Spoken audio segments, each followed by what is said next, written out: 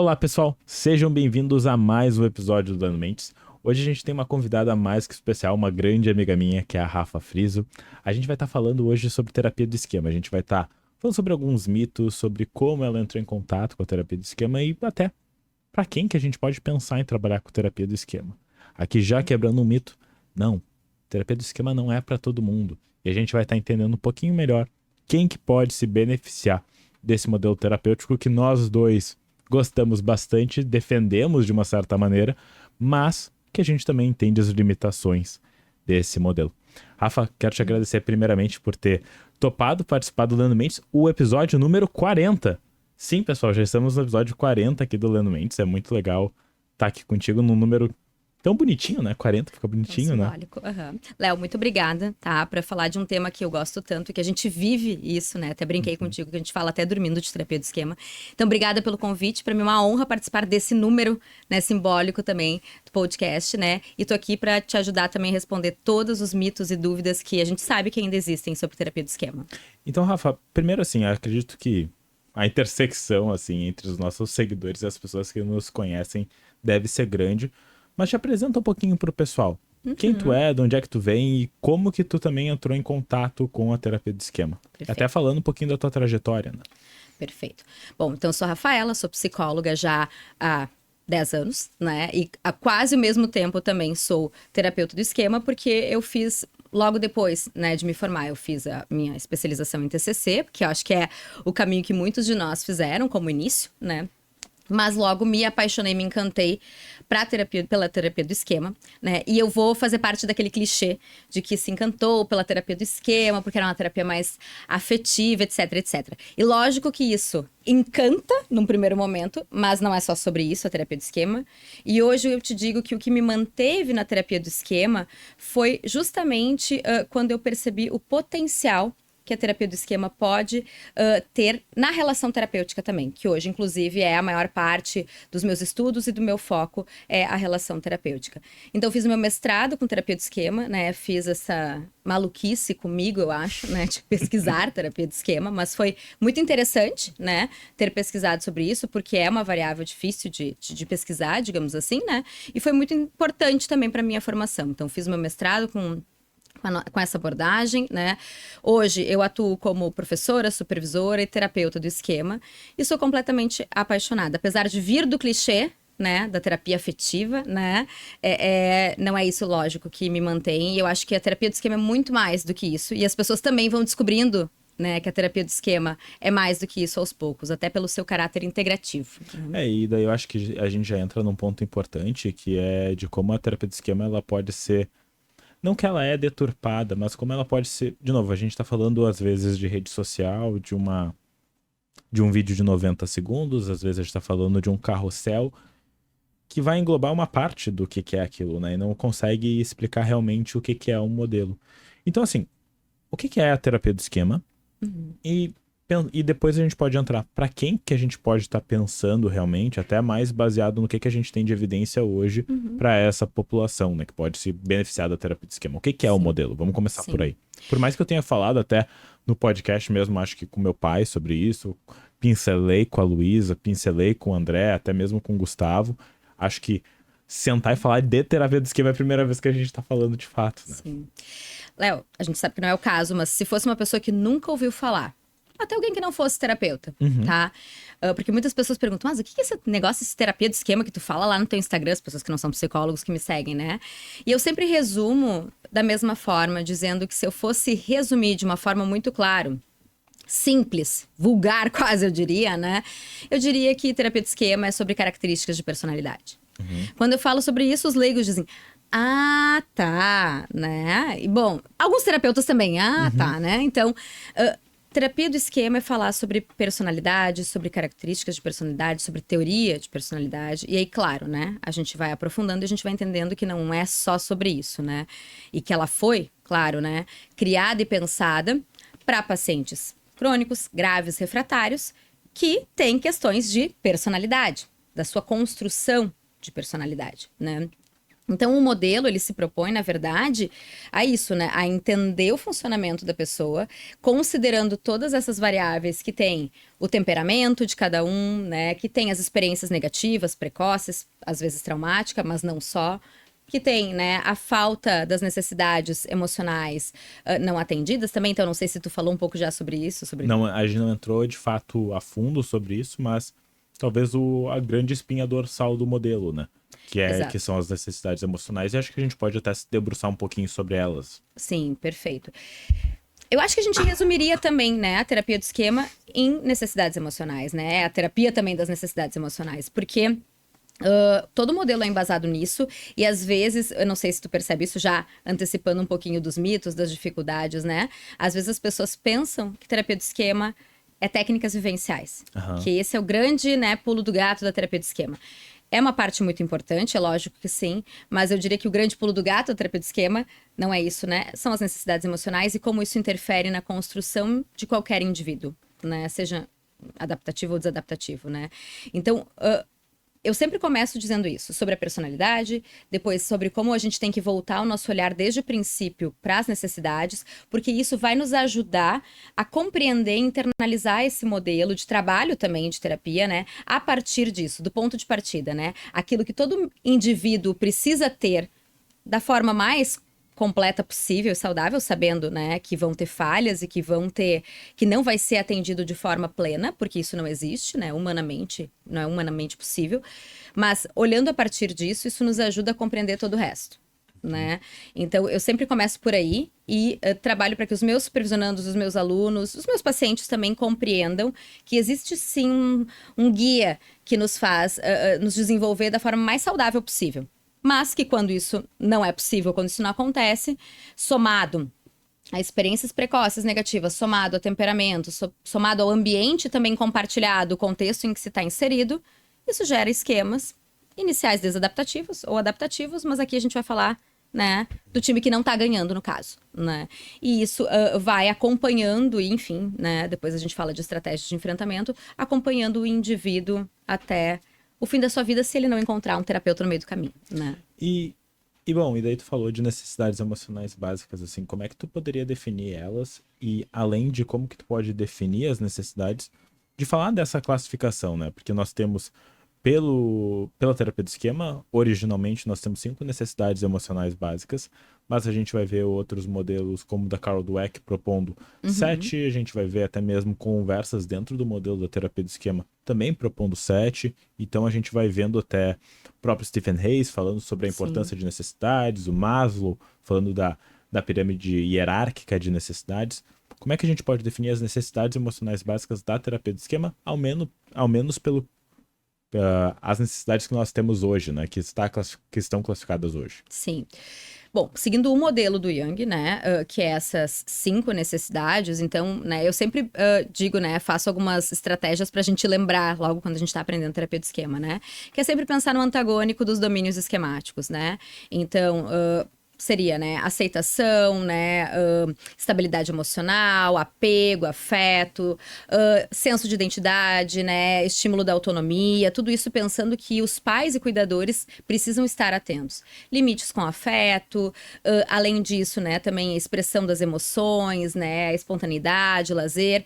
Então, o Jeffrey Young, ele propôs, né, tudo isso e depois, né, condensou os esquemas iniciais desadaptativos nos seus antagônicos, né, que são os domínios esquemáticos, para que a gente possa ter esse contraponto daquilo que precisaria ter sido suprido e que quando não é suprido de uma forma suficiente, a gente poder entender o que acontece, né? Os outros modelos também trazem, né, a questão da injustiça, a questão da coerência, autocoerência. Da coerência interna, da coerência de mundo. Isso. A gente vai ver também muita questão de aceitação e de competência, né? Que também acaba entrando muitas vezes dentro desse modelo, né? Porque quando a gente olha a autonomia, a gente está falando de competência também dentro do modelo da terapia do esquema. Então, às vezes, são conceitos que eles conversam e às vezes são mais ou menos a mesma coisa, mas que tem uma nomenclatura diferente.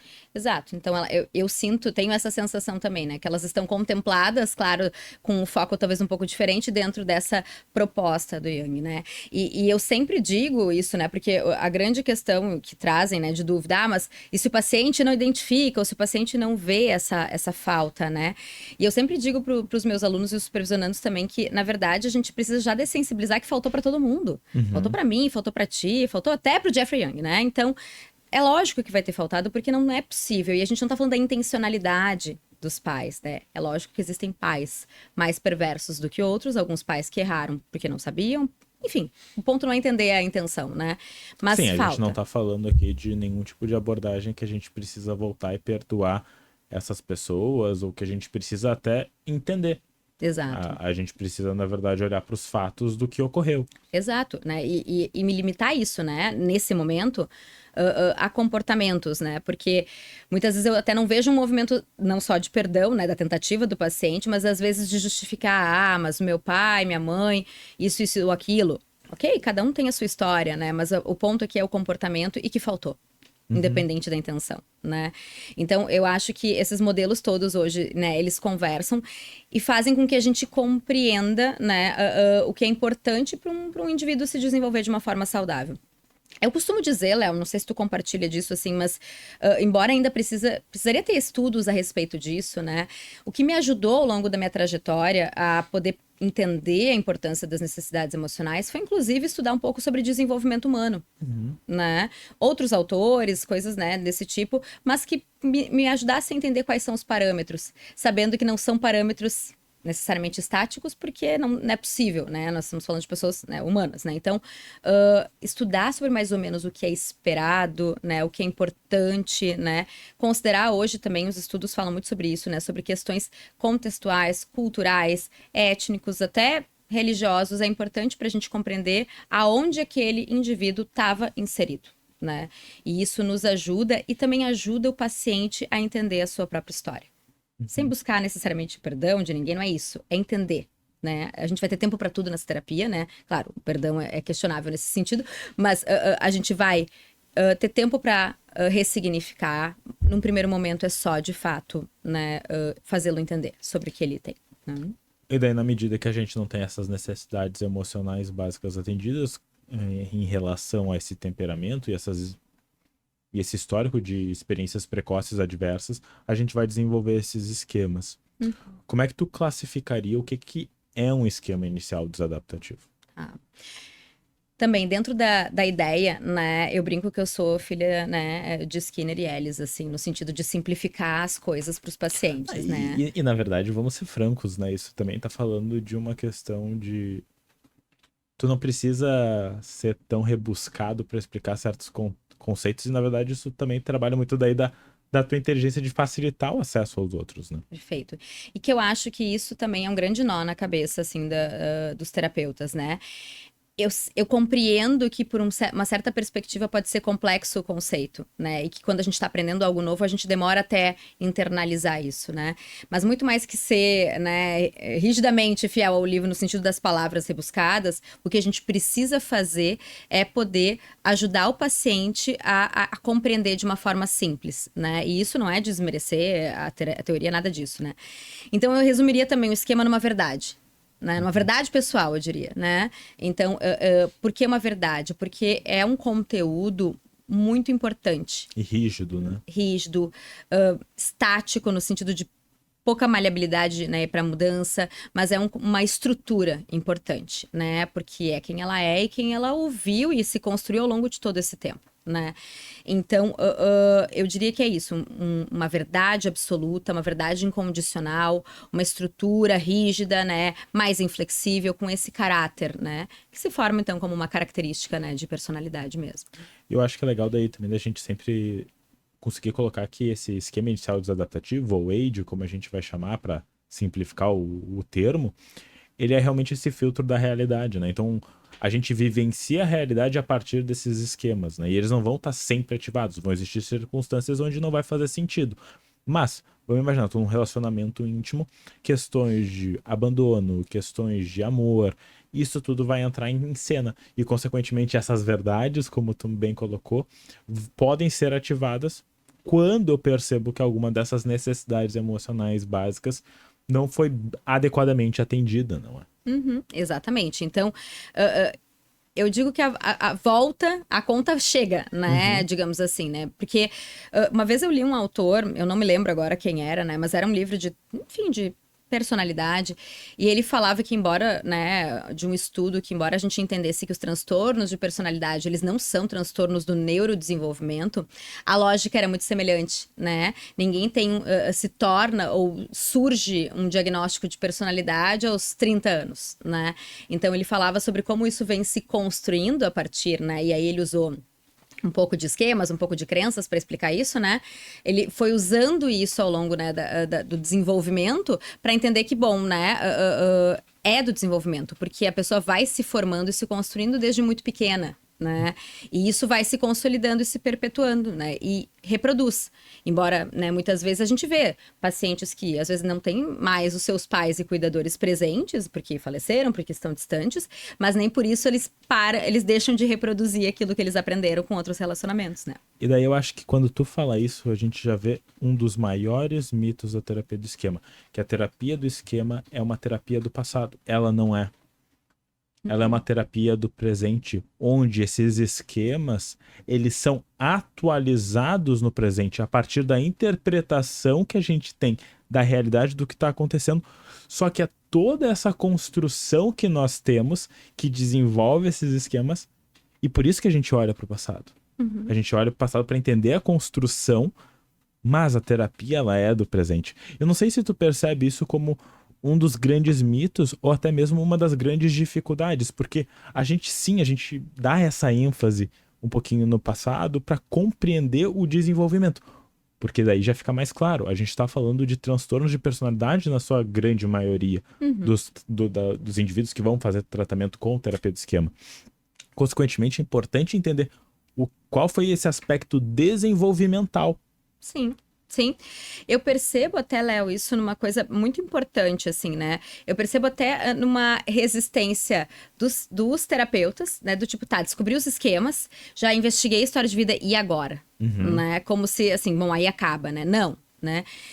Eu percebo essa dificuldade de transpor e entender que eu posso tentar mudar um hábito hoje, que é uma coisa ruim para um paciente, mas se eu não conseguir fazer com que ele entenda que tem algo por trás que gera um obstáculo para que ele continue mantendo essa resposta, esse hábito, esse comportamento que é desadaptativo, eu vou só mascarar a coisa, eu vou, né, melhorar por um tempo e isso não perdura, né?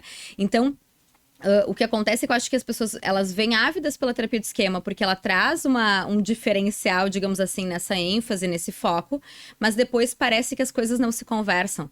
Que aquilo que aconteceu lá, e o que acontece agora é diferente, né? Então, eu acho que a grande dificuldade é essa intersecção. É fazer esse link, né? Né? Eu me lembro sempre de um meme, tá? Idiota, tá? Mas é um meme muito engraçado, que é assim, né? Que se a pessoa não vai pra terapia, dizem, né? Tipo assim, as vozes, né? Que o ex aparece no corpo do atual, né? Então, eu acho esse meme muito engraçado, porque é sobre isso, né? Se a pessoa, né, não entende aquilo que aconteceu na sua história de vida, né?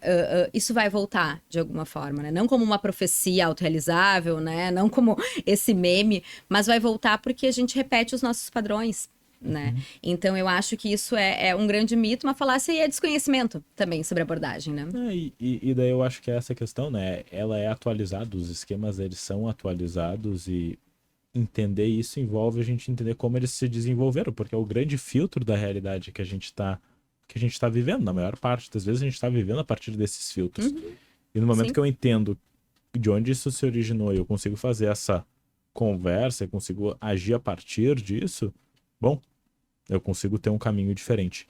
E daí voltando, assim, eu acho que até antes da gente voltar pra teoria, eu quero voltar mais pra ti.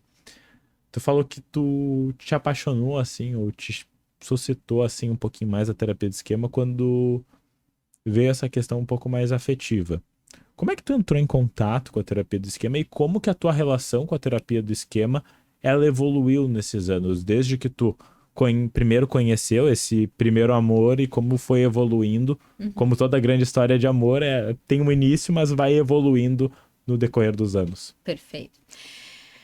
Léo, a terapia do esquema, ela chegou ainda no meu último ano, né, de graduação, porque eu acho que a gente foi, eu digo, né, a minha geração aí, de muitos terapeutas aí, a gente teve a oportunidade de ter aula com teu pai, tu sabe disso, né? E a gente teve, claro, uma pincelada, né, sobre o que é a terapia do esquema, porque a graduação nem comporta, né, esse aprofundamento. Mas eu já tinha me apaixonado ali, né? Opa, isso aqui é diferente do que eu venho aprendendo e do que eu venho fazendo, porque eu venho de um contexto onde eu trabalhei não só no meu estágio, como no meu início, né, de formada, dentro de uma instituição psiquiátrica, onde a terapia do esquema, depois a gente vai falar sobre isso, né, ela não é factível, né? O que acontecia é que, enfim, dentro da internação eu me encontrava num modelo mais prático e objetivo, mas quando ia para o consultório, eu não sabia o que fazer com esses pacientes, né? No sentido de a médio e longo prazo. Mas eu até fui um pouco na contramão do que muitas pessoas, né? Porque não foi só os casos graves e refratários que me fizeram olhar para a terapia de esquema. Logo que eu me formei, eu tinha esses dois lugares, né? Eu tinha ali a instituição psiquiátrica, que era um trabalho bem específico, né? Com pacientes bem agudos. E começou a, né, buscar no consultório pacientes que queriam se conhecer melhor, que buscavam a terapia por autoconhecimento. E a gente não aprende. O que é um objetivo terapêutico muito complicado. Porque daí a gente precisa definir ainda muito melhor e precisa clarificar muito melhor esse objetivo. E quando eu cheguei com esses pacientes, eu pensei assim, meu Deus, eu fui procurar as coisas que eu tinha estudado. Eu não aprendi a trabalhar com esses pacientes, o que eu faço com eles? E tão interessante tu falar isso, né? Porque a gente na graduação, e desculpa te interromper, Nunca posso. na graduação, na especialização, na pós, é síndrome, é transtorno. Como tu trata transtorno de ansiedade generalizado? Como é que tu trata um episódio depressivo maior? Transtorno afetivo bipolar. E o paciente que não fecha essas sintomatologias, né? Sim.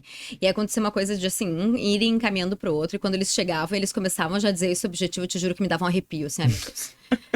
E foram vários.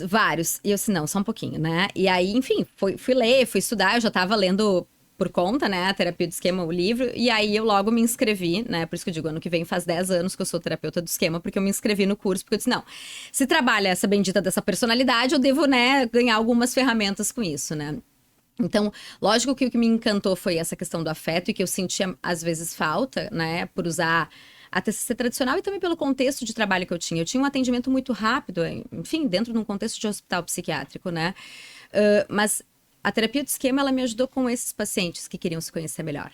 Claro que era mais difícil eu conseguir entrar dentro do modelo, porque, né, às vezes não tinha tantas coisas desadaptativas, pelo menos naquele momento, né? Mas aí eu tinha a oportunidade de caminhar, né, dentro da terapia do esquema, dentro das técnicas, né? Até expandindo, imagino, o teu arsenal o teu repertório de técnicas mesmo. Não que tu utilizasse o modelo, mas que ampliava esse olhar, imagino. Isso. E hoje até, né, eu penso, porque eu demorei um pouco para mudar para nomenclatura de modos esquemáticos, né? E hoje eu atribuo a isso, né? Porque talvez naquela época, por conta dos tipos de pacientes, era muito mais fácil ver os esquemas, né? O que não é o caso hoje, né? Mas foi muito eles, assim, né? Eu senti que a terapia do esquema, embora ela tivesse sido criada por um contexto mais hardcore, digamos assim, eles se encaixavam e não só isso, né? Como eu ainda estava me aprimorando, até um pouco mais psicoeducativa, mais, né, orientativa nesse sentido, eles iam se identificando com a teoria. Isso ia fazendo sentido para eles, porque era o que eles estavam buscando em termos de autoconhecimento. Eu quero saber quem eu sou, minha personalidade, como que eu cheguei até aqui, né, o que minha família me causou, as minhas experiências, e foi muito legal. Então, a terapia do esquema, ela foi um pouco na contramão do que muitas pessoas vivem, que é isso, né, que é bem para aquilo que ela foi criada, dos casos refratários, mas eu senti um grande benefício. Então, foi muito fácil migrar, digamos assim, né? Porque fazia sentido para mim e fazia sentido para eles também. E como é que foi essa evolução daí pra ti? Tu entrou, tu começou a ver isso, e como é que foi a tua relação com a terapia do esquema? Sim. Porque tu mesmo acabou de falar que tu teve não uma dificuldade, mas que tu demorou para fazer essa mudança entre trabalhar mais focado em esquemas e depois modos esquemáticos, dois conceitos importantes do modelo que a gente pode explicar logo em seguida, que modos esquemáticos, na verdade, são um conjunto de esquemas e de processos esquemáticos, ou seja, mais de um esquema inicial adaptativo e mais de uma forma de lidar com esse determinado Sim. esquema que acontece em um determinado momento, enquanto o esquema é esse grande filtro da realidade. Sim. Mas como é que foi essa tua evolução realmente Uhum. dentro do modelo, assim, da tua relação com a terapia? Porque, ok, veio do afeto, mas tu mesmo falou, hoje não é só pelo afeto. Uhum, sim. Eu vou falar de duas formas, de uma ordem prática e depois eu vou fazer uma polêmica, né?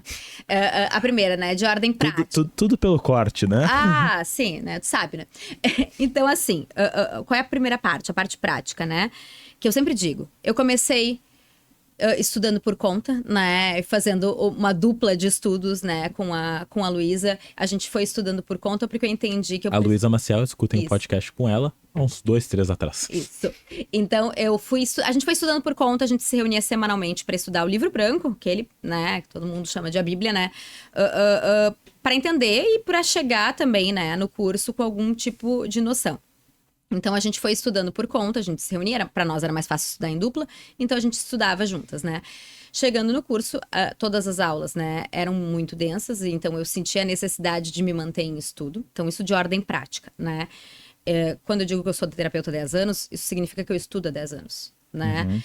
Eu já li e reli várias coisas, porque de fato, né, até a gente mudar um pouco a nomenclatura, no meu caso, eu também, além de tudo, era uma terapeuta iniciante, porque eu estava há 1 ano formada, né? Então, também eu estava lidando com outras dinâmicas e dilemas de uma recém-formada. Então, eu fui estudando, né, lendo, fiz o curso. Eu sempre fui caruda, né? Em que sentido? Eu ia tentando as técnicas, né? Então, todas as técnicas que eram propostas em aula, em nenhuma aula eu fiz de conta. Tá? E eu acho que isso é uma coisa importante, né? Porque a gente é tentado a fazer de conta ou não se engajar tanto, mas em todas as aulas eu tentei porque eu pensei, eu preciso aprender esse negócio, né? Então aqui tem os professores nos olhando, então vamos fazer, né? Então ou eu me dispunha a ser paciente ou a terapeuta, eu era, né, me jogava, né? Até teve uma situação onde eu me joguei tanto que me debulhei em lágrimas porque eu peguei uma situação minha e foi uma coisa meio, né, tensa, né? Mas foi realmente assim, me entregando nas aulas nesse sentido. E fui testando, né? Treinando, fiz muita supervisão com pessoas diferentes ao longo desse processo. Nesse meio tempo também fiz as minhas certificações e também fui tentando me aprimorar dentro disso, né?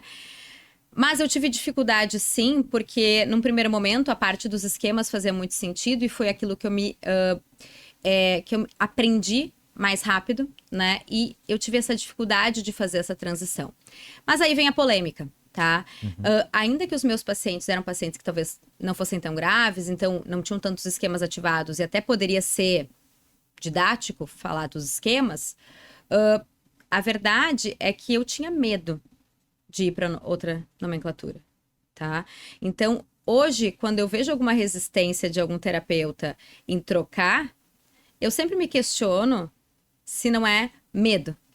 Eu tô agarrada, agora que eu entendi esses negócios aqui, esses 18 vão me trocar pra outra coisa, né? Então, assim, é isso, né? É o medo de tentar algo diferente, já que eu já tinha passado todo esse percurso e chegado, né, até decorar os 18 esquemas. E eu fico imaginando, né, o grau de investimento que tu teve em relação a isso, né, porque sim, são 5 necessidades emocionais e 18 esquemas alocados dentro dessas 5 necessidades. Então, isso demanda um tempo pra gente poder ir aprendendo. Eu me lembro que quando eu comecei a aprender o modelo, eu fiz que nem os maias faziam, eu fiz aqueles cardzinhos, né? Esquema, necessidade, até eu ir incorporando. Óbvio que depois faz muito mais sentido quando tu entende o modelo, quando tu te apropria do modelo. Mas num primeiro momento, eu acho que é mais do que normal que a gente faça algo assim. Ao mesmo tempo, eu fico me perguntando também quanto que isso não é também derivado, assim, da tua história com o modelo cognitivo comportamental, porque o conceito de esquemas mentais, ele não é tão diferente do que a gente aprende na TCC. A gente tem esquemas Sim. mentais dentro da TCC, e quanto que não era uma inserção mais fácil também. Com certeza, com certeza. Eu tava ainda dentro do meu, né, do meu quadrado, até porque meu primeiro ano de formação em esquemas, eu ainda estava terminando a minha pós em TCC, né? Então, era um conflito dentro da minha cabeça também, dentro desse aspecto, né? E eu acho, Léo, que o que tu traz é muito importante, porque quanto mais a gente vai internalizando, não só como terapeuta, mas, né, também como paciente dentro dessa abordagem, né? Eu fui mudando a minha forma de psicoeducar, né? Antes eu fazia um troço, assim, completamente, né, arcaico, de pegar as definições do próprio esquema, do próprio livro branco, entregava para os pacientes e tentava explicar. Eu fui melhorando, tá? Hoje eu tô muito mais didática, mais, né, mais lúdica nesse aspecto, Não, né? mas desculpa te interromper, mas eu acho tão bonito ouvir isso, porque assim, é muito fácil a gente vir aqui e ficar falando dos louros e de como foi. Porque assim, pô, a gente pisou muito na bola na história. E eu acho que é importante porque eu tenho certeza que acontece contigo de ter colegas que te perguntam: ah, tô me formando e agora, como é que faço? E uma das coisas que eu sempre falo é respeito ao processo. Perfeito. Porque assim, tu vai pesar na bola, eventualmente, e tu vai aprender a fazer coisas de diferentes maneiras. Então acho que é muito legal quando tu consegue te vulnerabilizar e falar isso. Então eu só queria te dar esse adendo do que tu tava falando. Obrigada. Léo, eu acho super importante a gente falar sobre os erros que a gente cometeu. É óbvio que eu não me orgulho, é óbvio que eu fico ativada, né? Semana passada mesmo, né? Teve uma situação de uma aula que eu dei, que no final me vulnerabilizei e pensei, ai, o que eu tinha que ter feito? Eu disse, mas, né? Isso no Uber, voltando para o aeroporto, eu disse, mas essa também sou eu, né? Então o que eu vou fazer, né? Esse diálogo interno. Não, aqui, né? Aí eu fui falando e o pessoal falou um negócio. Eu disse assim, gente, eu juro pra vocês que a voz tá aqui, a voz crítica. Eu tô tentando mandar ela embora, mas ela tá aqui. Mas enfim, né? Então, eu não. Não é que eu fiz com que os meus pacientes fossem ratinhos de laboratório, não é isso, né, Léo? Mas eu testei. Eu acho que não tem outra forma de eu definir isso. Eu testei muitas coisas, né? E eu ia sempre pedindo feedback para os meus pacientes para ver se eles estavam me compreendendo, se dessa forma fazia sentido. Então, isso e essa característica me acompanha até hoje, né? Eu sempre tento adequar e pensar o que vai fazer sentido para aquele paciente dentro da sua lógica, dentro, né? Porque para mim é importante e interessante que ele entenda sobre o que a gente está falando. Então, eu não tenho problema de usar a criatividade, incentivo que os terapeutas façam isso, porque é a nossa melhor forma, é a nossa melhor ferramenta. Se eu tiver que falar de algo mais lúdico, se eu tiver que fazer com cores, né? Não importa, né? Mas para mim é importante que o paciente entenda. Então eu fui testando algumas coisas eu via que fazia mais sentido, ajudava um pouco mais, outras eu via que eu perdia muito tempo, sei lá, em alguns tipos de, né, de correção, enfim, né? Então eu sempre usei vários recursos, né, a minha mão, assim, né? Óbvio que hoje é mais natural, mas não foi sempre assim, né? Eu acho que, assim, a gente tem uma... Eu não falo exatamente dessa forma, mas o confiar no processo é o que eu mais digo também, né? É calma. Vai vir do teu jeito, vai vir, mas, né, respeitando o tempo, digamos assim, né? Então, não é pra gente já pensar, e claro, a gente se inspira em muitas pessoas, a gente usa muitas pessoas como modelo, mas se a gente não tentar fazer do nosso jeito, e se a gente não tiver a oportunidade também, eu acho que é uma oportunidade de acertar e errar, a gente nunca vai aprender de fato, né?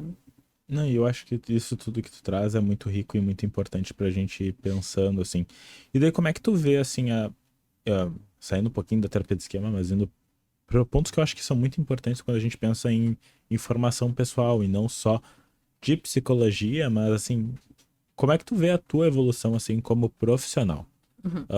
Do início da tua carreira para hoje, fazendo 10 anos, atendendo do jeito que tu atende, como é que tu vê esse processo?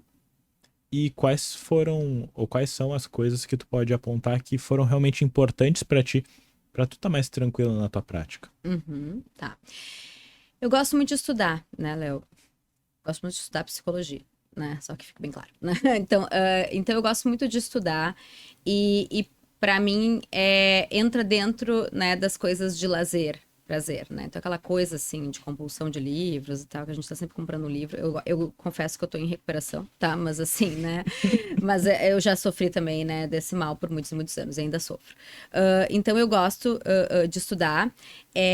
E a formação, ter focado, né, em esquemas. Então, na medida que eu me dei conta, tá? É isso que eu gosto, é esta abordagem que eu quero seguir, essa é a minha filosofia, para além de tudo, né, de entendimento de vida, de terapia, etc, né? Então, eu fui buscar a formação na instituição que eu considero a melhor. Eu fui buscar a certificação, porque eu entendi que isso ia aprimorar as minhas habilidades, né, como terapeuta, refinar muito bem, né, a técnica, o modelo, a forma de fazer mesmo, né. Busquei muito supervisão, como eu disse, com diferentes modelos, porque eu acho que isso é importante, né. Busquei, então, e graduando dentro das certificações, tanto que hoje, né, eu tenho a certificação como supervisora pela ISST. Então, foi muito importante tudo isso. O mestrado, pela parte pessoal, né, da terapia do esquema, nesse sentido, foi muito importante para mim, porque foi a variável, né, foi o construto que eu escolhi estudar, né, os esquemas iniciais desadaptativos. Então, isso foi muito importante, né, para toda a minha formação. Mas eu estaria te mentindo se eu te dissesse que hoje eu só fico na terapia do esquema. Né? Eu pego a parte integrativa da terapia do esquema, que é uma das coisas que mais me fazem, né, brilhar os olhos hoje, né? E eu leio de um tudo, tá? Esses dias estava lendo aí coisas sobre psicanálise, né? Eu gosto de ler, eu gosto de estudar, e hoje eu estudo e leio várias coisas. Todas as coisas que eu entendo que podem ser complementares ou podem ser importantes, ou que podem me ajudar, seja numa aula, seja numa supervisão, seja num atendimento com algum paciente, alguma coisa diferente. Eu me livrei, me despedi de qualquer tipo de preconceito que pudesse existir na época da graduação, né? Que isso é uma coisa completamente sem sentido, mas que a gente sabe que eventualmente acontece, né? Então, hoje eu leio de tudo, hoje eu estudo tudo, né? E estudo bastante das nossas co-irmãs. Então, hoje eu sinto a necessidade de evoluir com outras coisas que não só na terapia do esquema, né? E eu acho que é interessante, né? Porque quando tu fala na parte integrativa, a gente também já entra num outro mito, né? Porque a base epistemológica da terapia do esquema, e daí a gente está falando da questão de visão de mudança e visão do ser humano, ontológica também, ela é cognitiva. Ela não é integrativa no sentido humanista de mudança, psicanalítico de mudança, mas sim cognitivo. Mas ela é integrativa nas técnicas. A gente integra essas questões. Eu acho que a gente começa a ver um pouquinho mais dessa divisão até na medida que a terapia do esquema ela tá buscando, e eu acho que esse é um viés que tu vai concordar comigo, principalmente nos últimos anos, essa ênfase em ser mais empiricamente sustentada. Sim. De buscar mais evidências, porque ela surgiu realmente dentro do modelo cognitivo. Ela não... Quando Jung desenvolveu o modelo, era a terapia cognitiva focada em esquemas. O nome era esse. O que já faz com que a gente pense muito sobre como ela realmente estava alocada quase como uma técnica dentro de uma TCC. Então a gente consegue ver isso, e ela ficou muito baseada em clínicos, e agora a gente consegue ver também como ela tem se expandido também na visão mais empírica. E daí vem também a pergunta, hoje, né, acho que é sempre importante de botar hoje, 2023, para que populações a gente pensa principalmente o trabalho com terapia de esquema? Tá. Eu acho que hoje tem crescido cada vez mais as evidências, né, para alguns contextos específicos, e claro, né, precisa de mais pesquisa, acho que eu endosso tudo isso que tu falou, mas eu prefiro até pensar no oposto, né, para quem que não serve, né, eu acho que facilita um pouco, né, a gente saber disso. Para quem não serve, né, pacientes com risco, pacientes agudos, né? Pacientes que estão psicóticos, né? Pacientes que tenham, né, um espectro grave, né, dentro do autismo, dentro de algumas questões de neurodesenvolvimento, né, nesse aspecto. Embora eu até li um artigo muito tímido sobre terapia de esquema com autismo, né, e que é bem interessante a gente pensar, mas ainda precisa de mais estudos em relação a isso, né. Então, a terapia de esquema, na verdade, né, hoje ela é para casos refratários, né, ela tem já evidências, sobretudo com border, ela é para pacientes com transtornos alimentares, também temos bastante evidências, né, para isso também. Os meus pacientes lá que queriam, né, se conhecer melhor, eu também ainda vejo, né, benefício dentro desse aspecto.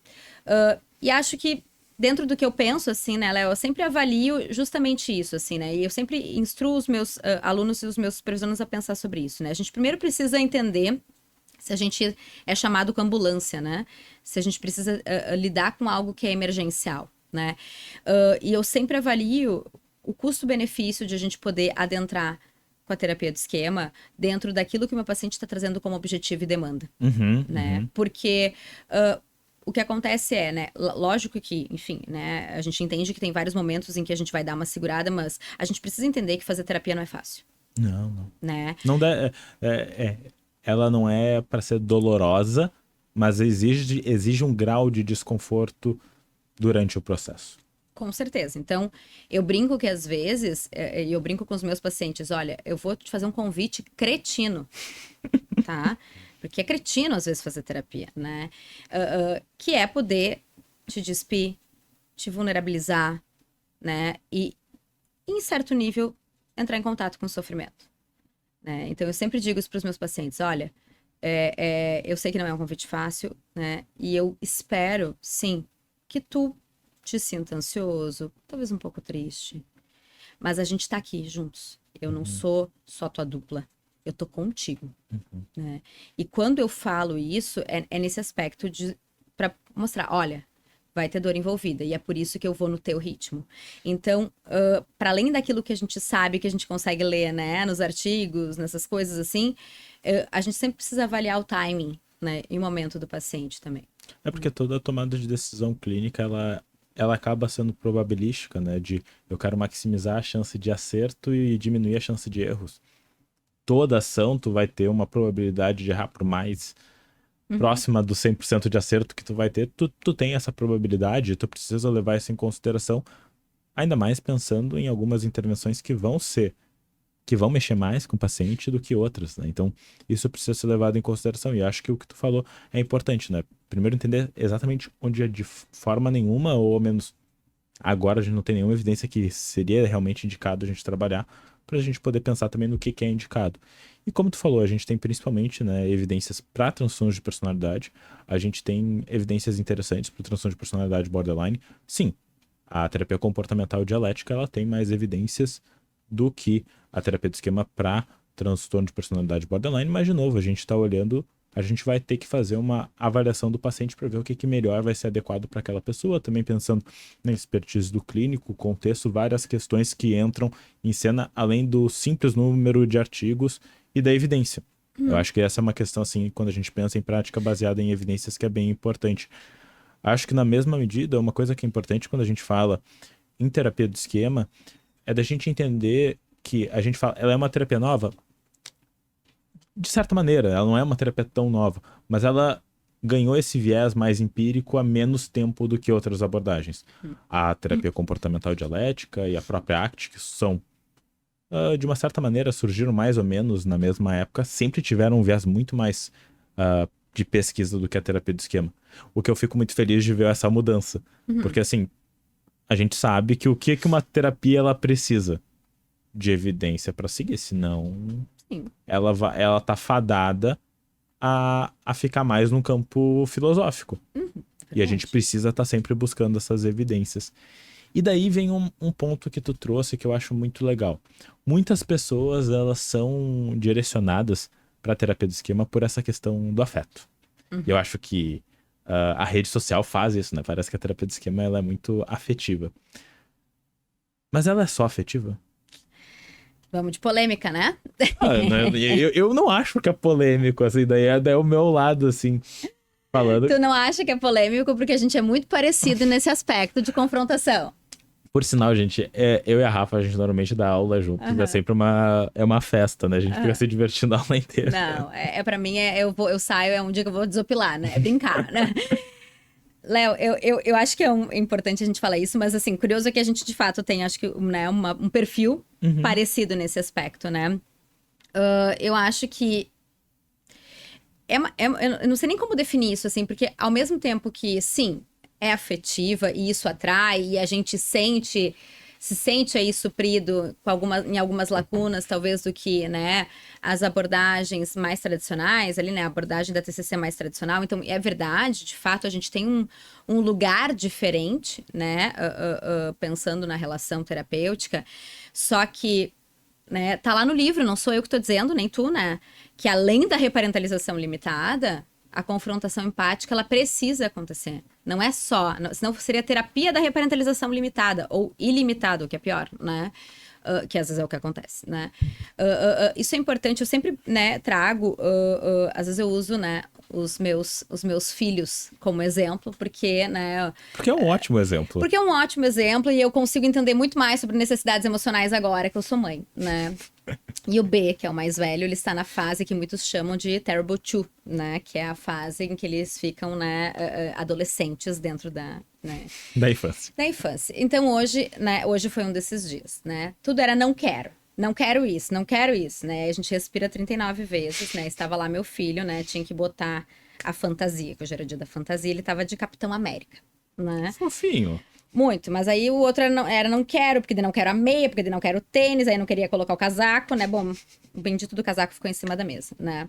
E aí a gente vai perdendo a paciência, né? E o exercício que eu mais faço, né, como mãe, e é o que eu mostro também para os meus pacientes, é: eu sou adulta, eu teoricamente tenho que ser a adulta, né? Então, né, embora eu queira às vezes responder algumas coisas ou dizer algumas coisas, eu não posso porque eu sou adulta, né? Então, eu acho que isso são coisas importantes porque a gente precisa poder pensar dentro dessa lógica de desenvolvimento enquanto fase da terapia, né? Acho que é Luiz e Luiz que falaram sobre isso num livro que eles focaram até para pais, assim, né? A mais orientação de pais, mas o Good Enough Parenting. Isso, né? Ele é mais autoajuda nesse sentido, mas ele tem coisas bem interessantes. E uma das coisas que tem nesse livro que eu gosto muito é que ele fala que, como terapeuta acompanhando esse desenvolvimento, né? Então ele diz que quando a gente, né, tá se deparando ali com um paciente no início da psicoterapia, que tá entrando ainda no modelo da terapia do esquema, é como se a gente fosse pais de crianças, né, pequenininhos, né? E aí a gente é um pouco mais orientativo, mais presente, né? Fornece um pouco mais de informações, orientações e cuidados, considerando que uma criança pequena precisa desse nível de dependência para também gradualmente ir desenvolvendo a sua autonomia, né? Então é como se a gente ficasse um pouco mais próximo nesse sentido. Aí ele põe, né, que na parte intermediária é como se a gente virasse pais de adolescentes, onde a gente dá mais autonomia, deixa, né, caminharem com as próprias pernas, mas também fica de olho ali para dar, né, aquela manutenção e também aquele cuidado quando alguma coisa não sai muito bem como esperado. E que ao final da terapia, perto da alta, a gente se torna, então, pais de adultos, onde a gente já não é tão necessário em termos de aconselhamento, digamos assim, ou de orientação nesse aspecto, mas a gente fica muito mais para validar, né, e fazer uma manutenção para que, de fato, né, esses adultos possam sair de casa e viver a sua própria vida. E eu adoro essa analogia, porque eu acho que é uma forma muito boa de entender as nuances da relação terapêutica, mas as fases da terapia do esquema, né? A terapia do esquema, ela é, sim, mais afetiva, a gente se coloca mais enquanto pessoa dentro do setting, mas a gente precisa lembrar das boas práticas de pais e daquilo que a gente pensa lá em termos de necessidades emocionais. Bons pais também dão limites, com afeto, de uma forma adequada, mas limites. E eu não consigo entender muitas vezes por que a confrontação empática ela é tão temida, mas ela é, né? Eu acho que hoje a grande dificuldade, eu diria, dos terapeutas. Quando tu fala tudo isso, eu acho que a gente pode ir para vários lugares e acho que tem várias coisas importantes. Acho que a terapia do esquema, e acho que é muito legal da gente estar conversando sobre isso, ela tem a sua base dentro da relação terapêutica de reparentalização limitada. A reparentalização limitada é essa postura sistemática em suprir necessidades emocionais básicas do paciente dentro dos limites do setting terapêutico. E dentro dessa frase, que ela é literalmente a frase que o Ian coloca no livro, porque eu decorei ela, tem muitas coisas que a gente pode decodificar. Postura sistemática, então a gente faz isso sistematicamente dentro do processo terapêutico. Em suprir as necessidades emocionais básicas não adequadamente supridas do paciente. Então a gente vai ter que olhar para essas 5 necessidades e vai ter que ver onde que tem essas lacunas. A gente pode pensar em necessidades como competências do paciente que a gente precisa estar trabalhando também. Ok, eu vou estar olhando. Então, a postura sistemática do terapeuta tem que suprir essas necessidades dentro do limite do setting terapêutico. Então, dentro desse limite, entender que a forma é limitada. Porque a gente não vai suprir o que aconteceu no passado, a gente não vai apagar o que aconteceu. mas a gente poder mostrar para o paciente que as relações elas podem ser diferentes. Então isso volta muito para a questão até do que a gente tem de melhor evidência dentro do conceito de relação terapêutica. Poder trabalhar essas competências dentro dessa relação que é tão importante. E quando tu fala isso, também da gente entender, sim, afeto ele é importante, mas a gente vai ter que avaliar quanto que cada paciente precisa de afeto. Eu me lembro uma coisa que o meu pai sempre me falou, e eu acho que ela é muito importante, eu falo muito em supervisão e falo muito em aula. A gente é um terapeuta diferente para cada paciente que nós temos. Isso não quer dizer que a gente está mudando quem a gente é e que a gente é coringa. Não, não, não. Mas é que a gente vai fazer a avaliação de cada paciente, a gente vai trabalhar e vai dar ênfase no que cada paciente precisa.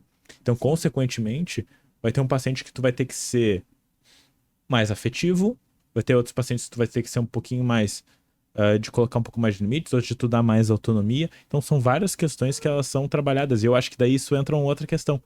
Como que as pessoas estão avaliando o caso? Vou fazer de novo o meu adendo da maternidade, né? E quem estiver ouvindo que for, pai e mãe vai entender. A gente faz isso tal qual como com os filhos. Uhum, Eles são diferentes, nenhum é igual ao outro. E a gente também modela isso na parentalidade, uhum. né? Eu sou mamãe pro B. E eu sou uma mãe completamente diferente pro Francisco, né? E se vierem mais filhos, porque eu sou aberta a isso, né? Vou ser diferente, porque eu gosto de família grande, né? Quatro cachorros, né? 2 filhos, é isso aí, né?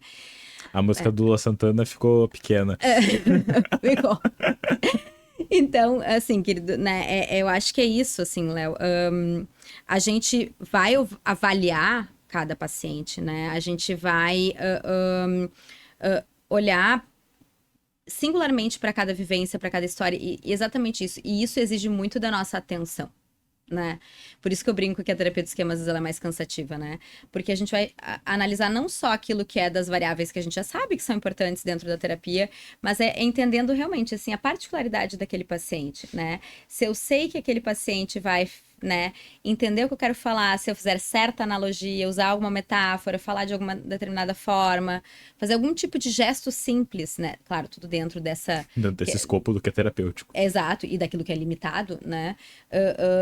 Eu concordo plenamente de que a gente vai ser, né, um terapeuta para cada paciente, né? E isso não significa modificar a teoria, mas significa considerar e olhar para essa particularidade, essa singularidade, e que faz parte também, né, das boas práticas, né? É sobre isso quando a gente diz que a gente ocupa esse lugar familiar, digamos assim, né? E de tamanha importância na vida de um paciente, né? E, consequentemente, o que acaba sendo alguns dos erros mais comuns que os terapeutas costumam fazer quando a gente fala de terapia de esquema?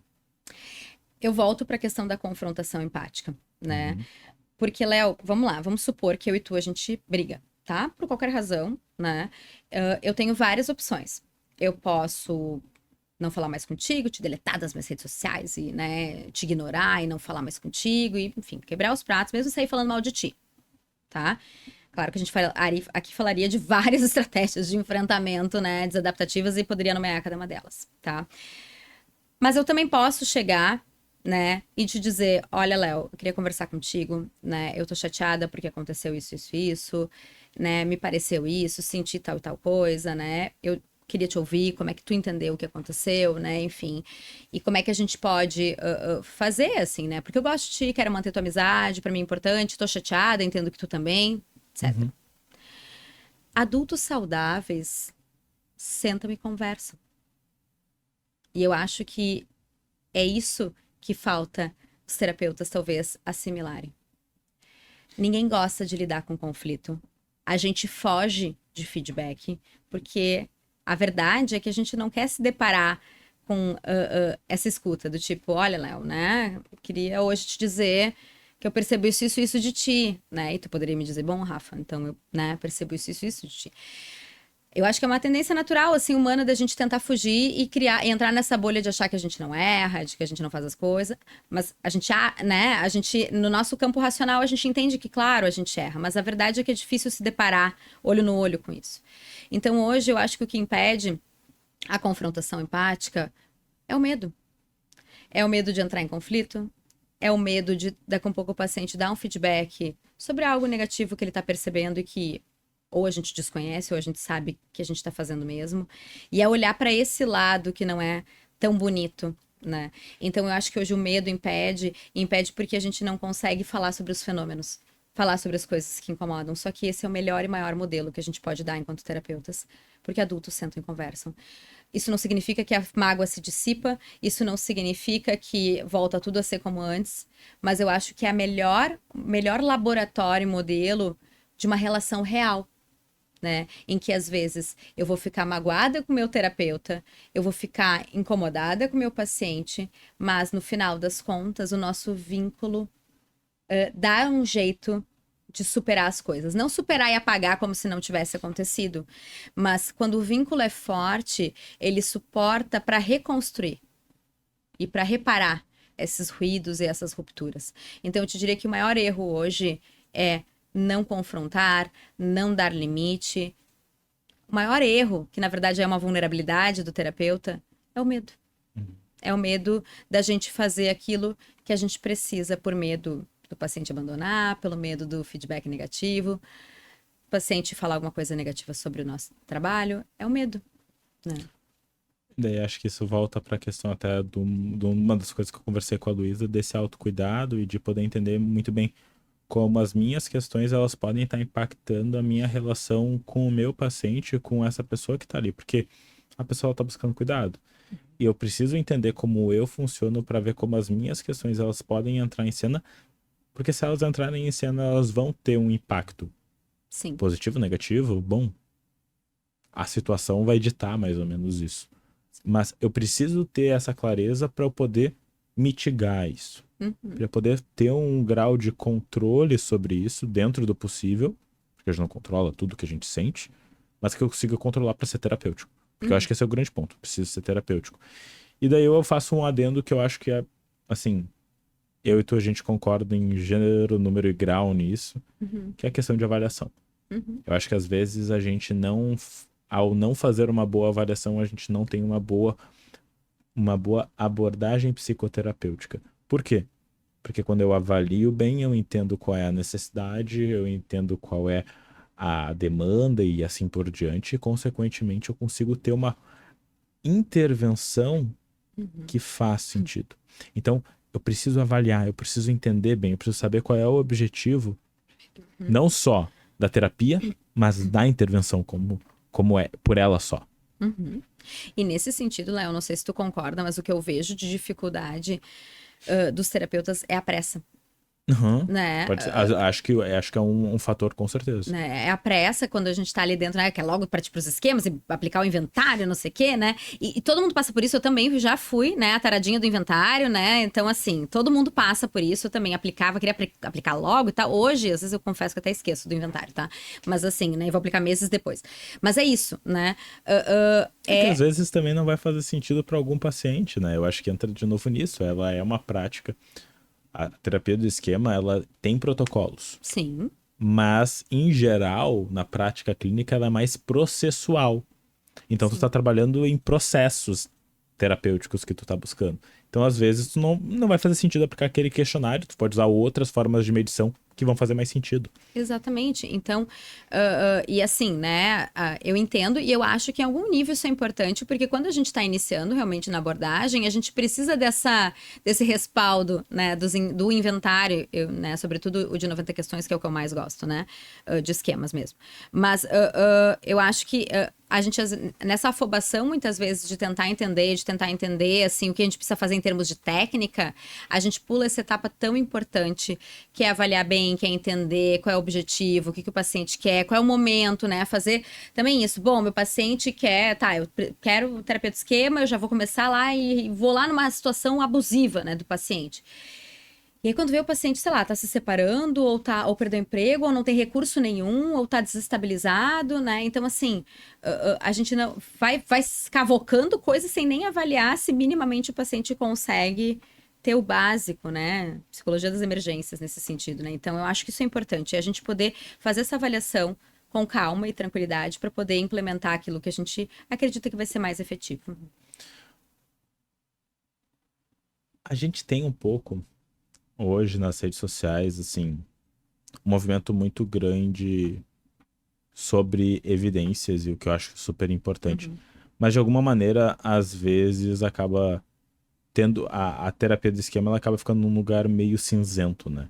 De evidência, não tem evidência. Como é que tu vê isso e o que que tu pensa que pode ser movimentos importantes da terapia do esquema para poder se solidificar melhor como uma prática uma prática empiricamente sustentada? Sim. Assim, Léo, o que que eu acho, né? É claro que se a gente compara com as outras, tu mesmo citou, né? Eu entendo que é injusto, né? Tem, claro, né? A Uhum. própria dialética, como tu citou, a ACT, enfim. Mas se eu fosse fazer um comparativo, né? Desde o meu mestrado, que faz um bom de um tempo até agora, eu percebo que aumentou significativamente, né? A velocidade da produção, né? É lógico que ainda precisa de mais, né? Eu acho que os artigos e quem pesquisa terapia do esquema deixa isso muito claro também, enquanto ainda as grandes limitações têm a ver com ter mais necessidade de estudos, mas é uma falácia quem diz que não tem evidências. Tem. É que a pergunta ela tá incompleta, né? Então, assim, tem evidências, né? Na mesma proporção? Não. Mas tem evidências, né, de muito robustas, inclusive, como a gente sabe, de transtorno de personalidade borderline, enfim, entre outras demandas. Mas, agora, recentemente, eu li aquele artigo, né, O Delphi. o Delphi, né? Para quem não sabe, o Delphi é uma metodologia de estudo que vai apontar basicamente uma agenda de pesquisa que uma determinada abordagem, ou até mesmo, na verdade, é uma metodologia, e dentro da terapia do esquema, é uma metodologia para pensar como as coisas vão evoluir e como elas podem fazer, né? Então, você vai pegando vários grupos de pessoas e vão avaliando e eles vão chegando a essa análise do que, no caso da terapia do esquema, o que ela precisava fazer para o futuro, né? Isso. E eu adorei esse artigo, assim, né? Eu li num voo às 5 horas da manhã e eu tava devorando, porque eu adorei mesmo, achei É bem muito bom. bom, né? É bem bom, assim, foi muito rápido, né? Pra um voo às 5 da manhã, né? Então, foi bastante, né? Assim, emocionante, né? Eu imagino que tu deve ter realmente gostado. Pra ler às 5 da manhã, tu já Sim, devia estar acordado desde as 13. Então, assim, isso, caso tu não lembre, eu te mandei mensagem às 6, né, falando sobre o artigo. Então, assim, espero que o Léo não esteja acordado, né? Bom, se eu acordar, azar, né? Que eu estou muito empolgada, preciso compartilhar. Então, assim, Léo, eu gostei muito desse artigo e eu, né, concordo, acho que é bem dentro dessa perspectiva daquilo que a gente precisa evoluir em termos de terapia de esquema, né? Eu acho que muito, assim, também olhando para uma questão do contexto, né, desses aspectos que também são, né, étnicos, que são, né, tem a ver com a questão das minorias, eu acho que eles trazem uma perspectiva muito importante daquilo que precisa aumentar em termos de pesquisa, né? E claro, né? Cada um fazendo um pouquinho da sua parte para que a gente possa realmente, né, trazer mais evidências. Mas eu acho que quando as pessoas dizem, ah, não tem evidências, é um comentário injusto porque tem evidências, mas em comparação a proporção é menor, né? e eu faria um adendo. Não tem evidências pra quê? Da mesma Perfeito. forma que tem evidências pra quê? Me perguntam com uma certa frequência, isso terapia do esquema tem evidências? Eu posso responder sim, mas não é a resposta que tu quer. Sim. Da mesma maneira que a terapia do esquema tem evidências, pra quê? Se tu consegue me colocar a demanda específica, eu posso te dizer se ela tem evidências ou Sim. não. Eu acho que isso é uma questão que ela precisa ser pensada não só para terapia do esquema, mas para qualquer outra abordagem. Eu acho que às vezes, de novo, é uma questão super, super importante que precisa ter evidência, que precisa dessa robustez. A gente sabe também da dificuldade, às vezes, que é de fazer certos estudos, e isso não é Uhum. para tirar responsabilidade de nenhuma abordagem, bem pelo contrário, mas é da gente saber fazer as perguntas corretas. Uhum. Ela tem evidência para transtorno de personalidade borderline? Tem. Sim, Uhum. tem. Tem mais de um ensaio clínico randomizado, por É exemplo. isso que eu ia dizer agora. As metodologias, também com o passar do tempo, elas estão ficando mais robustas, mas a gente sabe que também são estudos que levam mais tempo, Não, não, com né? certeza. Então eu acho que é isso, assim. Porque a gente precisa entender de onde é que vem também muitas dessas questões, e não é atacar quem está dizendo que não tem evidência de forma alguma, mas é entender, é completar as perguntas. Uhum. No momento que a gente completa as perguntas e a gente tem esse diálogo, a gente consegue ver essas lacunas, porque existem lacunas importantíssimas no modelo. Uhum. Sim, E isso não é um problema. Isso, na verdade, é um problema de pesquisa sim. que a gente precisa responder. E até isso, né, Léo? Pode ter evidências modestas, né? Mas não necessariamente por terem essas evidências significa que é o melhor modelo para aquele paciente, Não, exato. Eu né? tem, por exemplo, se eu não me engano, tem um ensaio clínico. Bom, agora não vou me lembrar se é um ensaio clínico randomizado ou se é uma série de estudos de caso sobre terapia do esquema agora, pra TAG. E deu, olha, tipo, eu entendo TAG, transtorno de ansiedade generalizada. Uhum. Eu entendo querer fazer, mas assim, a gente tem uma robustez de outros modelos que talvez não corroboram com isso. Então, assim, Isso. ok, tem evidência? Tem, mas desse tamanho, tu vai utilizar a terapia cognitivo-comportamental ou até mesmo a ACT, que vai ter, em geral, uma resposta melhor. Eu acho que essa é a questão, Isso. é da gente estar disposto sempre a conversar e não ficar pegando, só porque eu tenho martelo, achar que tudo é prego, Uhum, né? Então, exato, exato. E eu acho que é bem isso, né? Ah, mas eu tô encantada com a terapia de esquema, quero usar com todo mundo, até com o meu cachorro. Não, né? Existem coisas que a gente pode, né, coordenar melhor, assim, tá bem? Não tem problema a longo prazo, médio prazo com esse paciente, se tu quiser trabalhar isso, mas de fato, hoje, né, existem teorias que vão contemplar muito mais o que aquele paciente tem enquanto necessidade. Né? Então eu acho que isso também faz parte da avaliação que a gente estava falando, né? perfeito, perfeito. É a parte da prática individualizada para a demanda do paciente, né? Que daí Uhum, tu vai tomar essa decisão clínica que ela é tão, tão importante. E daí, Rafa, uhum, tu, tu é supervisora e tu é terapeuta de esquemas e tu também é professora. Hoje, quando tu vê assim, como é que tu vê a evolução do modelo? Tu uhum. falou do Delphi, né, que Sim. aponta para pontos que precisam ser estudados, mas como é que tu vê a evolução do modelo há 10 anos atrás, quando tu começou a estudar, para hoje? Eu não digo num nível só de questão Uhum. empírica, mas assim, das evoluções que tu vê, até tecnicamente, até dessa implementação do modelo no online, porque com a pandemia a gente teve esse shift que Uhum. fez com que boa parte, eu sei que tu atende Uhum. só online hoje, Uhum. né? Como é que Uhum. foi isso? Tá. Vou te falar bem da minha experiência, né? Da minha prática. Honestamente, Léo, para os meus pacientes, eu não senti diferença do online. Talvez eles, se eles estivessem aqui, talvez eles pudessem não concordar. Uhum, Tá? Até porque eu servi um cafezinho gostoso, né, no consultório. Mas, assim, eu honestamente não senti tanta diferença porque eu não sinto que isso impactou na nossa relação, daqueles meus pacientes que já eram meus pacientes. Dos novos pacientes que eu já conheci nesse contexto, né, eu também não percebo. Claro, o que eu mais sinto falta, né, e eu acho que eles talvez possam concordar comigo nesse sentido, é de quando tem aquela sessão que é mais tensa mesmo, o que eu mais sinto falta é poder dar um abraço no final. Né? E que o registro do eu tô contigo não seja só minha cara na câmera, né? Seja esse abraço. Eu tento outras coisas, né? Eu me faço um pouco mais presente, às vezes por uma mensagem, algo nesse sentido, mas é o que eu mais sinto falta, né? É poder dar esse abraço, né? E transmitir, sei lá, né? Esse afeto, esse tô contigo de uma forma mais de contato, né? Mas a verdade é que, para mim, pelo menos, eu sei que não foi a experiência de todo mundo, né? Muitas não teve grandes, né, diferenças. Alguns pacientes, claro, me pediam eventualmente, né, e ainda pedem algumas sessões pontualmente presencial, e aí eu me organizo, mas hoje realmente eu tô no online e eu realmente não sinto esse impacto, né? Eu acho que a questão da técnica eu volto no medo, tá? Eu já apliquei várias técnicas, né, vivenciais. Para mim, os problemas disso, pelo menos pelos pacientes que eu tenho atendido, né? É os ruídos, né? Mais é nesse sentido. Então eu tenho todo um arsenal ali, fico, né, me mutando e tal, e fico tentando fazer de uma forma, né, para que não tenha ruído externo, porque, como eu comentei, eu tenho 4 cachorros, né? Então, né? é aquela questão até que eu falei com a Karen, Uhum, as Brzezinski aqui no podcast, da importância da gente poder criar esse setting e poder deixar ele realmente um setting e não gerar uma certa ah, um olhar assim como se fosse, tô de qualquer lugar, faço terapia e vira um troço menos sério. Não, é sério e independente, né? exatamente. Então, assim, né? Eu fecho, né? Fico no meu escritório, que é, de fato, é o meu consultório. Às vezes me refiro, inclusive, a ele como meu consultório, porque ele é mesmo, né? Uhum. Então, eu preparo nesse sentido e tento cuidar, né? Esses aspectos, né? Eu não tive até então nenhum problema com essa aplicação, tá?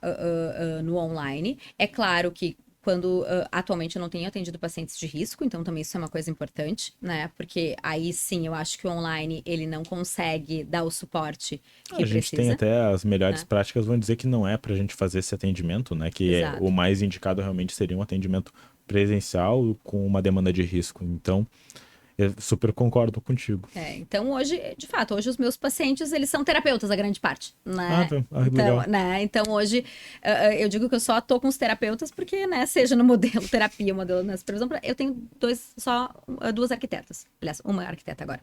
De resto, são realmente pessoas, né, ou psicólogos ou psiquiatras. Então isso é importante, assim, porque, de fato, tá? Também tem uma entrega diferente nesse aspecto, né?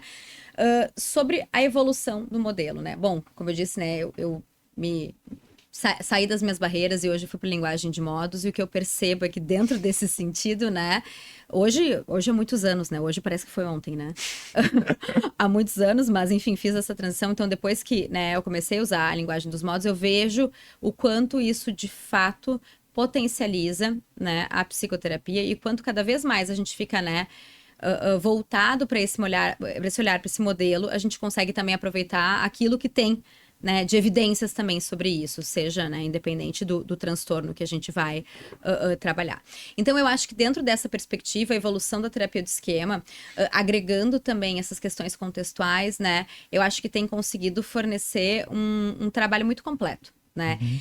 Eu, particularmente, flerto muito com a ACT, com a FAP, né, então hoje eu me percebo também pegando, né, algumas intervenções interessantes, assim, e podendo agregar isso. Então, se você vai me perguntar hoje, para minha prática, o que tem feito mais sentido, né, é essa integração, né, maior com as nossas co-irmãs, né? E daí isso é interessante, né? Porque eu conversei aqui com vários terapeutas. Eu Uhum. imagino que tu já deve. Que eu já te falei, né? Que já falei com vários terapeutas. E uma das coisas que mais recorrentes que a gente fala, por exemplo, com o Wilson, também foi a questão de a terapia cognitiva baseada em processos, né? A terapia baseada em processos. E quando a gente pensa em terapia baseada em processos, o que que tu pensa, assim, da terapia de esquema que é muito importante que deve entrar ali? Uhum. Porque às vezes não tem, talvez, a nomenclatura, mas o que que tu pensa, assim, da terapia do esquema que é importante? Uhum. É uma pergunta, assim, meio hipotética, né? Sim, Então, assim, sim. meio teórica, na verdade. Léo, eu não consigo. E assim, desculpa se eu vou estragar o teu podcast falando bobagem, tá? Não Mas vai. assim, eu não consigo hoje olhar para as psicoterapias sem olhar para a relação terapêutica. Uhum. Eu não consigo mais olhar só para técnica específica. E claro, quando eu penso em relação terapêutica, se eu vou daí voltar bem para terapia de esquema, a primeira coisa que me vem são as necessidades emocionais, porque eu acho que isso conversa e atravessa muito as questões de relação terapêutica em termos de postura, seja verbal ou não verbal. Então, eu acho que a terapia do esquema, o que tem de maior e de melhor ali são as intervenções, por assim dizer, essas premissas nessas intervenções, como reparentalização limitada e confrontação empática. Se eu fosse pegar tudo, né, eu não trago para isso as técnicas vivenciais, embora eu ache elas importantes, tá? Mas hoje eu trabalho, quando eu digo que eu integro neste quesito, né? Nessa construção não só da relação, mas desse adulto saudável e de poder ajudar meu paciente nessa descoberta, nesse aspecto, né? Dentro também, né, desse modelo, dessa terapia, né? Que é essa relação real, mas pensando nesse adulto saudável que vai considerar várias coisas, não só habilidades e competências, que não vai ser, né, o cara perfeito que faz tudo certinho, mas que vai considerar os seus valores, mas vai considerar também as suas imperfeições, suas limitações. E eu gosto quando isso aparece na relação, porque é a melhor chance que eu tenho, e o paciente também, de entender, olha, isso aqui, né? Hoje uma paciente minha me dizia uma coisa sobre ela querer se vingar, né? Tá num processo de término, assim. Ah, porque podia fazer isso, né? Sim. Ah, querida, sério mesmo? Né? Eu falei, eu tenho uma relação, né? Sai, não me parece tu. Uhum. Então, eu entendo tu querer isso. Eu entendo, tem aquela coisa, né? Assim, sangue nos olhos e tal. Mas, sendo bem sincera, eu te conheço bastante tempo. Quanto que não é o lado punitivo aparecendo, É, né? Uhum. eu disse, eu entendo. Ai, mas não tem nada a ver contigo. Não é quem tu é. Uhum. Ela me olhou. Eu disse, mas dá vontade. Dá vontade. Vontade dá, né? mas não é tu. Já diria as músicas sertanejas, né? Exatamente. Eu acho que não. Mas é isso, vai fazer um playlist de fossa e vamos lá, Exato, né? exato. Então, é isso, né? Então, eu acho que isso é importante porque a gente vai conhecendo os nossos pacientes e a gente sabe também, né, quais são os valores pessoais dele, aquilo que eles querem ser e honrar nas suas vidas, né? Então, eu acho que essa comunicação real, porque eu diria para qualquer pessoa que eu gosto, né? Tipo, Léo, sério mesmo, Léo, que tu vai fazer isso? Não, não tem nada a ver, né? Então, eu acho que essa relação, ela é importante. Então, se eu fosse agregar, né, alguma coisa, eu diria a ênfase em todos os aspectos da relação terapêutica. E, claro, pensando na terapia do esquema, muito ali, né? A reparentalização limitada e a confrontação empática. Que legal, que legal. Eu acho que daí isso vai muito para necessidades e como tem uma conversa. Eu fiz uma formação com o Stephen Hayes e ele falando da ênfase de como o conceito de necessidades psicológicas é algo que é muito robusto dentro da literatura, de uma certa maneira, né? Que é muito Sim. conversado sobre isso e de como também deve ser integrado quando a gente pensa realmente nesses processos que fazem com que a gente haja de determinadas maneiras, né? Então, eu acho que isso é muito importante e, consequentemente, isso envolve daí a nossa relação, porque, de novo, essa troca ela é muito importante. Uhum. E tu ter um terapeuta que tu confia, que tu consegue falar das coisas que às vezes tu não fala pra mais ninguém, tem um valor muito importante. Eu acho que daí isso dá uma ênfase ética no nosso trabalho também muito, muito grande, né? E que bom que teus pacientes também podem ter isso contigo, né? Imagino que... E eu falo de verdade, assim, não falo isso por babação de ovo, nada disso, mas porque realmente eu acho que essa tua ênfase em estudo e essa tua ênfase na relação também faz com que essa troca fique muito vívida e ainda mais real. E eu acho, Léo, que esse lugar também, né? Eu sempre conto, né? Isso é uma outra história, né? Mas sobre a minha paixão pela relação terapêutica. É porque quando eu tô na cadeira, né? De paciente e a terapeuta, eu já tive mais de uma, mas a atual, né? Que me marca a minha vida, ela me fez ela me fez chegar nesse lugar, né? De cuidado, de reparentalização, de puxão de orelha também, né? Ela me deu absolutamente tudo que eu precisava, que eram as minhas lacunas, né? Que não são teóricas, né? São práticas na vida.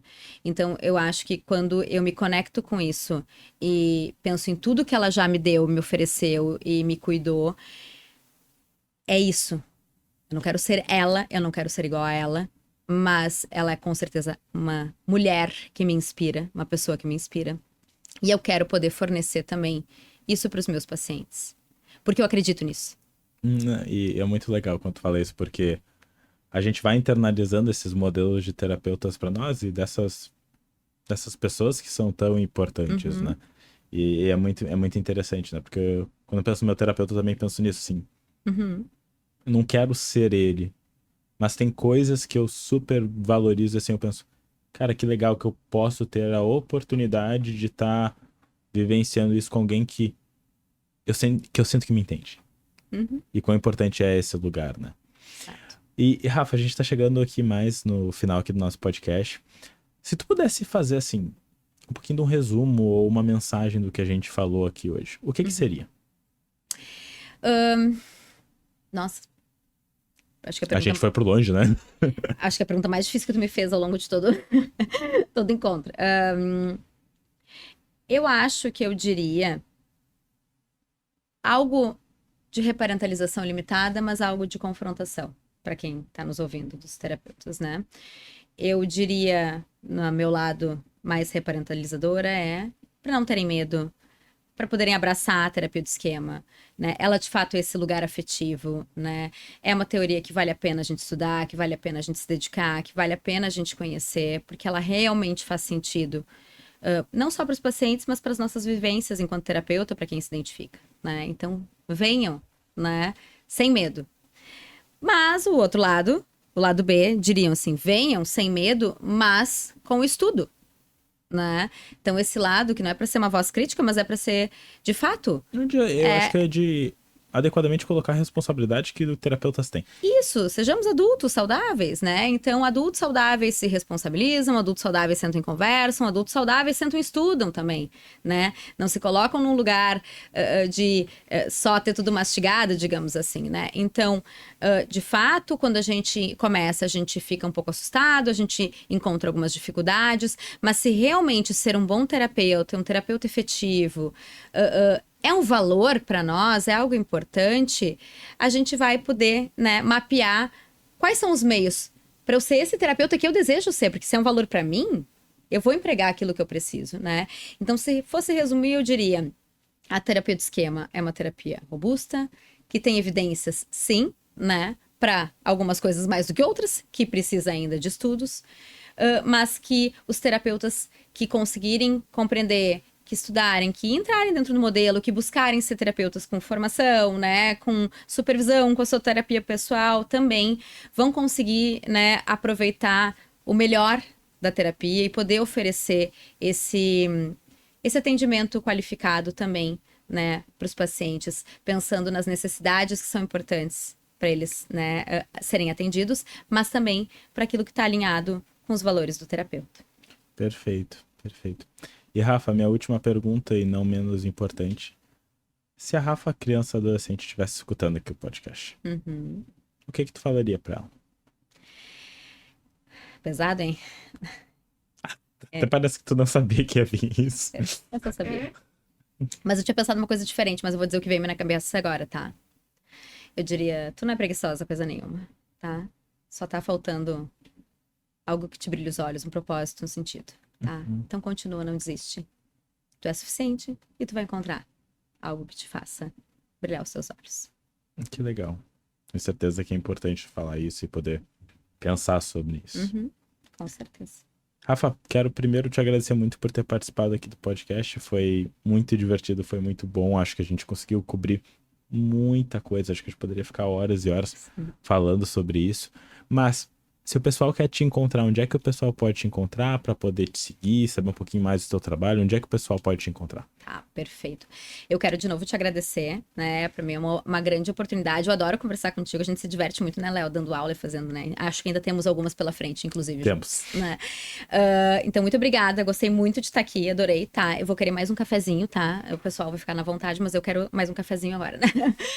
Léo, as pessoas podem me encontrar, então, dentro da rede social que eu tenho mais utilizado, né? Que é o @psi_rafaela_friso, com 2 Es. Ali onde eu posto não só, né, coisas de terapia de esquema, mas de relação terapêutica, e falo um pouquinho também das minhas frentes de trabalho. E também aparece muito, né, 2 meninos lindos, né, loiros, chamado Bernardo e Francisco, que o pessoal pode acompanhar também um pouco das peripécias que esses gorduchos fazem comigo também na minha vida. Perfeito, Certo? perfeito. Rafa, quero te agradecer muito por ter participado aqui do Lendo Mente. Foi muito legal estar aqui contigo. Pessoal, se vocês querem que a Rafa venha aqui de novo, vocês já sabem o que devem fazer. Comentem bastante aqui no vídeo, que daí eu chamo ela de novo, a gente bate outro papo. Quero agradecer a cada um de vocês, principalmente por estarmos no episódio 40 e é dessa jornada aí que não pretendo acabar tão cedo. E muito obrigado por terem assistido mais um episódio e a gente se vê no próximo. Um abração e até mais. Tchau, tchau.